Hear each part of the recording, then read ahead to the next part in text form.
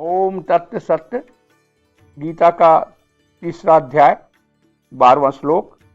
भगवान यह कह रहे हैं, यज्ञ से पुष्ट हुए देवता भी तुम लोगों को बिना मांगे ही कर्तव्य पालन की आवश्यक सामग्री देते रहेंगे। इस प्रकार उन देवताओं की दी हुई सामग्री को दूसरों की सेवा में लगाएं बिना जो मनुष्य स्वयं ही उसका उपयोग करता है वह चोर है। मतलब जो ये पदार्थ कौन हमको दे रहा है। देखिए, हमारी सनातन परंपरा में हम ये मानते हैं कि जिन्हें हम देवता मानते हैं, जिन्हें हम देव मानते हैं, देव और देवता का मतलब क्या होता है। देव और देवता का मतलब हुआ जो आपको कोई देता है, पदार्थ देता है, सेवा देता है, ताकत देता है, चीज देता है, उसको हम लोग देवता बोलते हैं। हमारी सनातन परंपरा में हम ये मानते हैं कि जो भी पदार्थ हमको मिलते हैं किसी देवता के द्वारा दिया जाता है। बल जैसे हमारा शारीरिक बल है, हम क्या मानते हैं, दुर्गा के द्वारा बल दिया हुआ है। हमारा जो दिमाग है, जो हम बुद्धि मानते हैं, जो हम ज्ञान मानते हैं, वो भी हम क्या मानते हैं कि सरस्वती या गणेश जी के द्वारा दिया हुआ है। ऐसी आपकी धन संपदा है, आप ये मानते हैं कि धन संपदा कौन दे रहा है आपको। आपको फिर एक नए देवता या देवी के पास शरण में जाना पड़ता है। आप ये मानते हैं कि ये आपको ये देवता दे।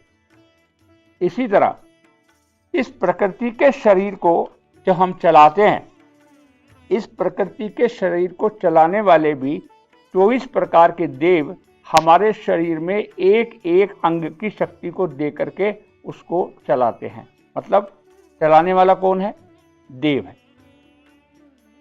जब जो शक्ति, जो पावर, जो ताकत, जो पदार्थ, जो चीजें आपको मिल रही हैं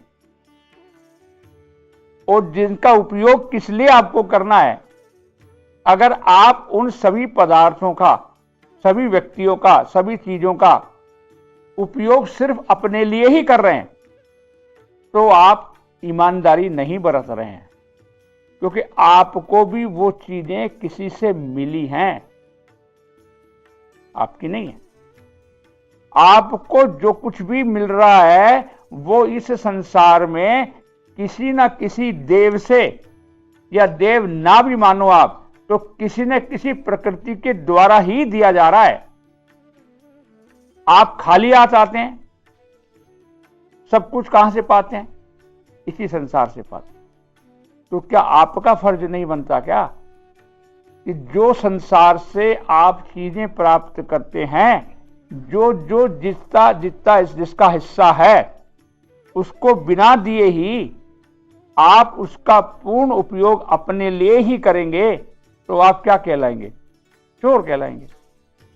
आप एक व्यापार करते हैं, व्यापार में 20 लोग आपके साथ काम करते हैं, है ना। अब 20 लोग काम करते हैं तो किसी का शेयर बनता होगा, किसी की तनख्वाह बनती होगी, किसी का कुछ बनता होगा, किसी का कुछ बनता होगा।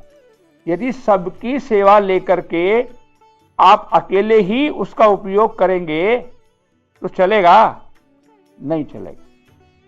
तो भैया भगवान यहां ये कह रहे हैं कि जो देवता तुमको देते हैं, उन जो पदार्थ तुमको प्राप्त होते हैं, जिस प्रकार तुमको देवता लोग देते हैं, उसी प्रकार उस पाए हुए पदार्थों में से, क्योंकि सभी पदार्थ आपने संसार से प्राप्त किए, तो कुछ हिस्सा, कुछ चीजें उनकी सेवा में भी आपको लगानी चाहिए, संसार की सेवा में भी आपको लगानी चाहिए। यदि आप सारी की सारी चीज खुद अकेले ही उपयोग करना चाहेंगे तो आप चोर कहलाएंगे, और चोर जब कहलाएंगे तो चोर कभी भी सुखी नहीं हो सकता। तो भगवान क्या कहना चाह रहे हैं कि जो पदार्थ आपको प्रकृति से प्राप्त होता है, संसार से प्राप्त होता है, ईमानदारी की बात तो ये है कि जो जिससे प्राप्त होता है उसको वो चीज लौटानी चाहिए। प्रकृति से प्राप्त चीजों को प्रकृति को ही दे देना चाहिए। मतलब संसार से प्राप्त चीजों को संसार की सेवा में ही हमें लगा देना चाहिए। उसका लाभ क्या मिलेगा, उसकी हानि क्या मिलेगी? हानि तो ये रहेगी कि आपको लगेगा कि मेरे पदार्थ हैं, मैं किसी को क्यों दूं। भैया तेरे पदार्थ होते तो तू जब मरेगा तो उनके साथ लेके जा, तो साथ तो तू कुछ भी नहीं ले जा रहा, तो छोड़ के तो फिर भी जा रहा है ना। हाँ, ये जो तूने तेरा जो बंधन उससे बांध लिया, ये जो बंधन का भाव जरूर लेके जा रहा है, इस बंधन के कारण 84 लाख योनियों में तू जरूर आएगा। सामान तो कुछ जाएगा नहीं, पदार्थ तो कुछ जाएगा नहीं, व्यक्ति तो कुछ जाएगा नहीं।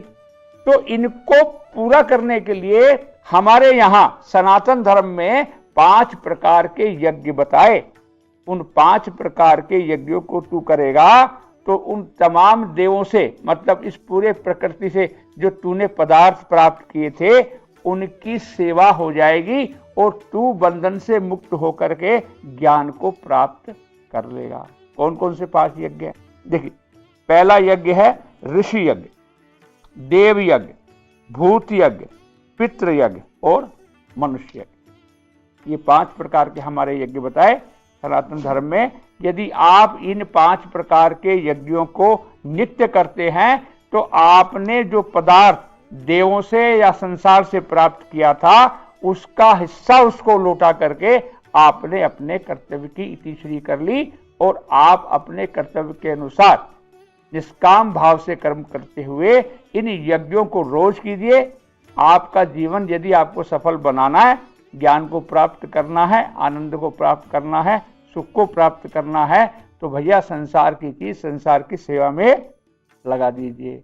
जितना उपयोग करना है करिए और बाकी चीजों को संसार के लिए वैसे भी आपको छोड़ना है।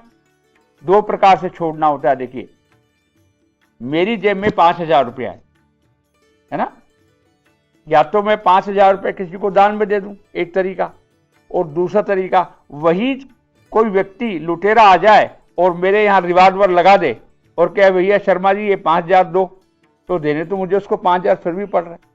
एक में देने में मुझे आनंद आता और दूसरे के देने में मुझे दुख हो रहा है। मतलब मरते वक्त जब चीजों को छोड़ा जाता है तो आपसे जबरदस्ती छुड़ाई जाती है, तब आपको मरने का दुख ज्यादा होता है, क्योंकि आप वो छोड़ना नहीं चाहते और छोड़ना पड़ रहा है।